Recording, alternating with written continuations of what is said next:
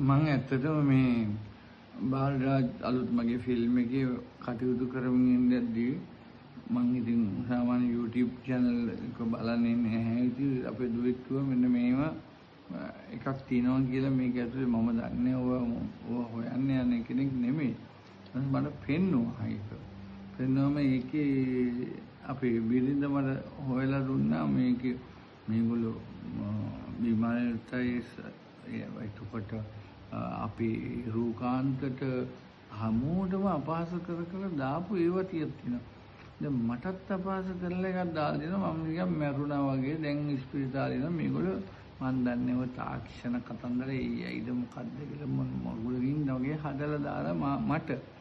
ඒ නිසා මං කියන්නේ YouTube channel මල්ලට නංගිලට එදා ඉඳන් කිව්වා මම වැරදි වැඩ කරලා නැහැ ලංකාවේ.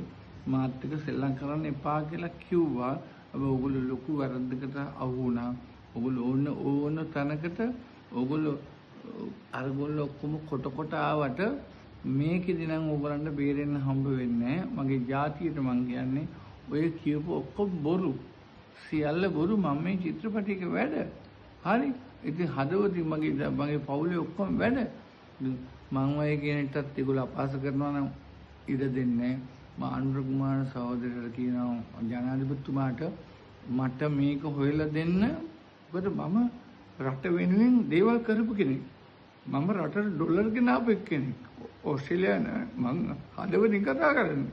මට අපහාස කරන්න කිසි කෙනෙකුට අයිතියක් නැහැ.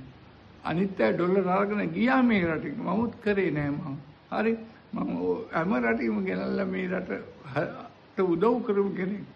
චිත්‍රපටි වලින් රුසියාවෙන් සම්මාන අරගෙන ඔක්කොම කර ගෞරවණීය උසාවියට ආවට මට ලෝයස්ලවත් ඕනේ අඩුකාර හමුදුරන්ට මං තනියෙන් කතා කරලා කියනවා මේ කරලා තියෙන්නේ මේ වැරදි වැඩ කියලා. ඒගොල්ලෝ අනිවාර්යයෙන්ම ඕගොල්ලන්ව මං උසාවියට කියනවා පුතේ බය වෙන්න එපා. ඕගොල්ලෝ කවුද කියලා මං දන්නේ කියනවම තමයි. බුදු සරණයි. හොඳයි. ඉතින් ඔයාලට මෙතන පේනවා වගේ trending one digital කියලා YouTube channel එකකින් සියලුම කලාකරුවන් සම්බන්ධයෙන් අසත්‍ය AI news create කරනවා. ඉතින් ඒ සම්බන්ධයෙන් අපේ වීඩියෝ එක සම්බන්ධයෙන් අපි නීතිමය ක්‍රියාමාර්ග වලට යනවා. මොකද තාත්තගේ රසිකයෝ විශාල පිරිසක් ගොඩාක් කලබල වෙලා තියෙනවා. අපිට කෝල්ස් එනවා, මැසේජස් එනවා. තාත්තා මේ දවස්වල යාගේ අලුත්ම ෆිල්ම් එකත් එක්ක ගොඩාක් කාර්යබහුල වෙලා ඉන්නේ. ඉතින් ඒකත් එක්ක මෙහෙම නිවුස් කියාම අපිට හරියට අපේ දෙයක්වත් කරගන්න බෑ.